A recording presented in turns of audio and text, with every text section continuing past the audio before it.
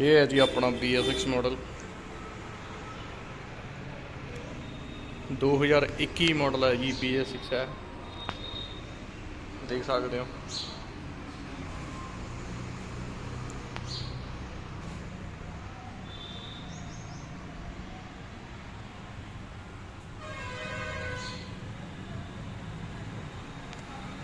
इनू आपां महीना हो गया इत्थे खड़े नूं, क्योंकि लॉकडाउन लग्या है, हुण तक स्टार्ट नहीं किया जी। अज इनू कोल्ड स्टार्ट करांगे, देखने की रिस्पॉन्स है, स्टार्ट होंदा कि नहीं।